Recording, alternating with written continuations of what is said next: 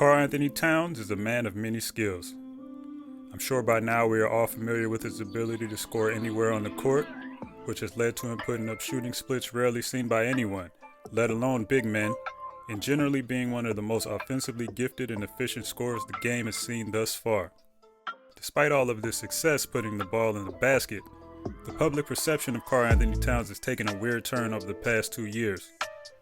Once thought of as one of the top players you would want to build a franchise around, Towns has become more of a punching bag in recent seasons, despite playing some tremendous basketball. The Timberwolves have been a team in flux over the past 2 seasons. Former GM Gerson Rosas, despite finding time to somehow be the horniest man alive, also found time to retool the roster to better fit along his superstar center. The process has been rough. During this period of transition, Towns' wrist has fallen off on 2 separate occasions. He has personally dealt with more COVID-related tragedies than anyone should ever have to, and through it all, his ability to lead a team and make his teammates better has been questioned. I think the answer to those questions lies in the examination of a skill that is rarely talked about when it comes to Towns: his elite potential as a playmaker. In this video, we are going to further examine Towns' skills and deficiencies as a passer, a skill which is going to play a major role in determining whether or not the Wolves can finally take a substantial leap forward towards contention.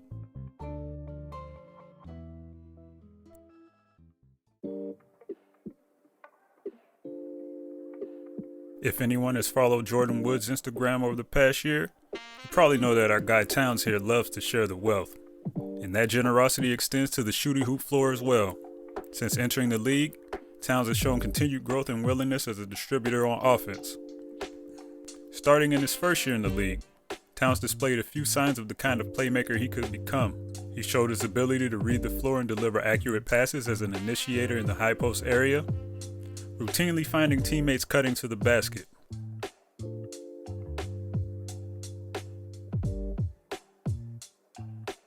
He also showed this ability in the post as well, finding teammates diving to the rim. Oftentimes, he would hit the defense with a little one-handed over-the-head shenanigans as well. In terms of post passing to the perimeter, Towns was more of a one-pass-away shot generator, largely finding teammates that were closer to his side of the court with kickouts from the post. He showed signs of expanding the post passing to the opposite side of the floor, but it wasn't a play he converted consistently. Towns also showed signs of clever decision-making on the move, off the catch, and off the dribble, finding teammates for nice dump-offs and crafty touch passes, while also showing the ability to find teammates for 3 while driving and rolling to the basket.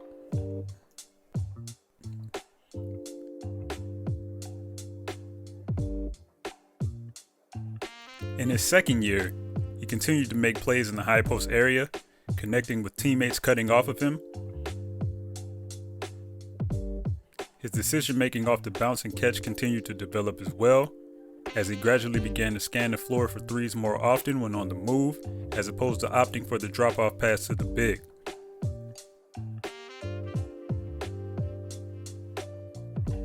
In terms of his post passing, he began expanding his playmaking to the opposite side of the court with more regularity, hitting shooters on the opposite wing and exploring the far side corner for more scoring opportunities.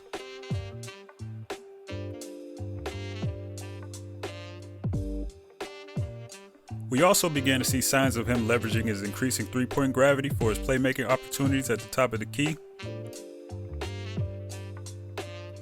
In his third year, his passing numbers took somewhat of a dip upon the arrival of Jimmy Butler, but he continued to show flashes as a playmaker when given the opportunity. So over the first 3 years of his career, Towns showed both the ability and willingness to be a playmaker, but it had not become a consistent part of his offensive identity, which I mean if you just look at the numbers when he shot the ball, it is totally understandable. Towns' passing numbers stayed relatively consistent for the first 3 years of his career, putting up about 2.5 assists per night with an assist percentage in the low teens.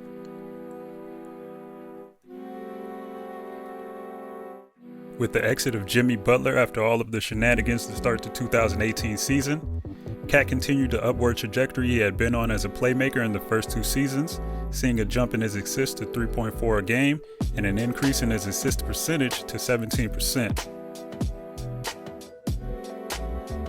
Plays like this one here in which Cat leverages the threat of the cutter to find his teammate for a corner three, was a sign that he was steadily developing the patience and skills necessary to potentially become a reliable hub of consistent creation.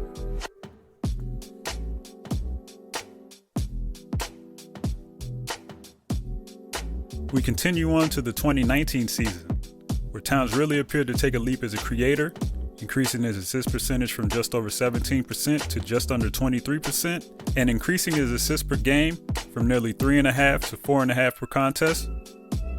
Instead of a whole rundown of improvements that he made on things we already talked about, I think just showing some footage from 2 games in particular that I think perfectly captures development as a passer would be sufficient. These games are road games he played against the Hornets and Hawks in the 2019 season. These games are a perfect encapsulation of what Towns could be as a playmaker, showing his ability to read the floor, the importance of him realizing which playmaking opportunities call for patience and which call for quick decision making, and just the level of skill and craft he displays as a passer.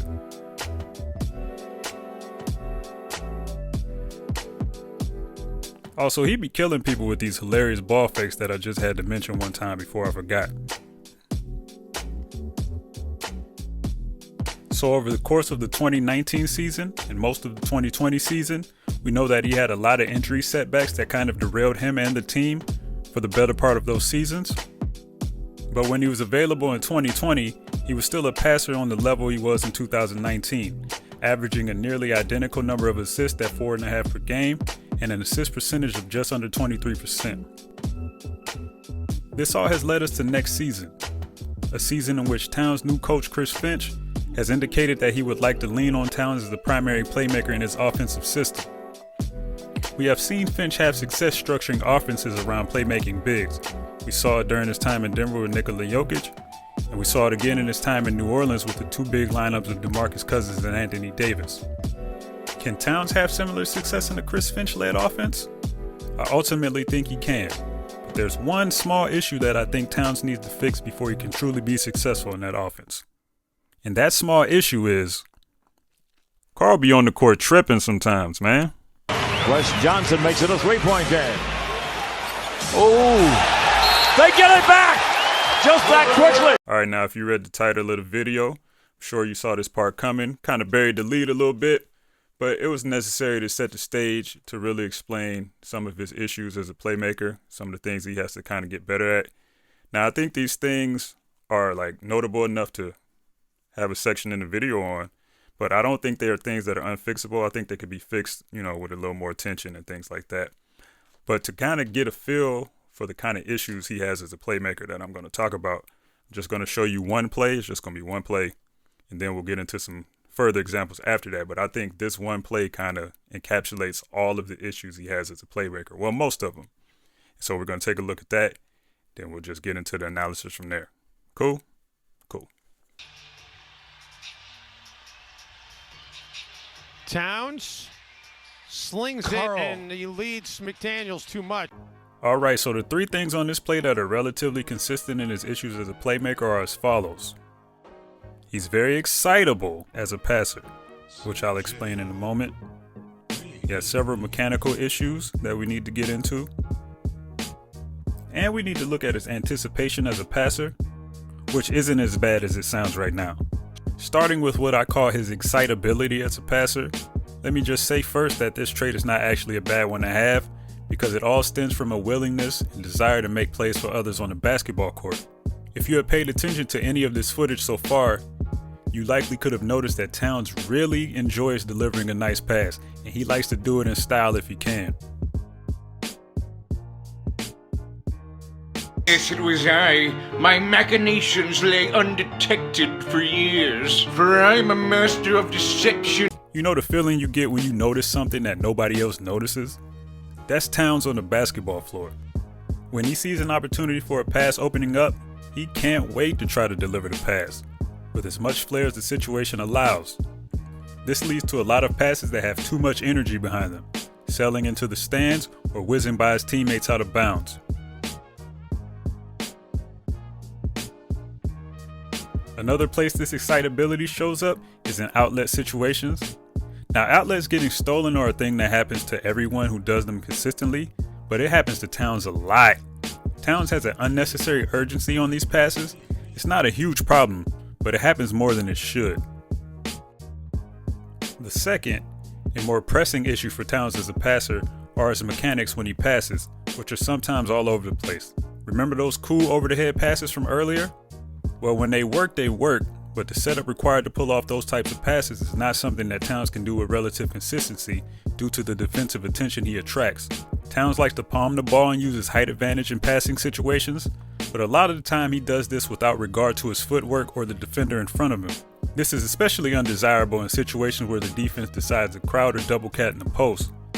Since Towns has the ball in one hand instead of two, he is not as stable in his positioning, and he can be easily disrupted while trying to make these passes. This preference for palming the ball in passing situations also leads to inconsistent delivery angles on cross-court passes. He has this problem in other situations as well, mostly with not giving the defense in front of him the proper attention and allowing them to crowd his space, which leads to an unstable pass from Towns, which leads to turnovers. Again, with a little more attentiveness from Towns, this is an issue that can be fixed. Alright, now the final issue I want to talk about is actually a good problem to have if Towns can fully figure it out. Over the years, Towns has consistently grown as a playmaker, and his ability to read the floor has been tested in many game situations, which means that he is now at the point where he can anticipate where his teammates are supposed to be on the floor and can deliver passes to those areas. However, Towns often delivers passes to where people are supposed to be, as opposed to where they currently are going. As we saw in the play I used to start this part of the analysis, if we look at the pass Towns threw, it was just to the left of McDaniels, who likely should have slid down to that area to create a good passing window for Towns. Towns anticipated McDaniels moving to that spot and threw it before he was sure McDaniels was actually going to move to that spot. This is something that can be seen in the film for Towns across several situations.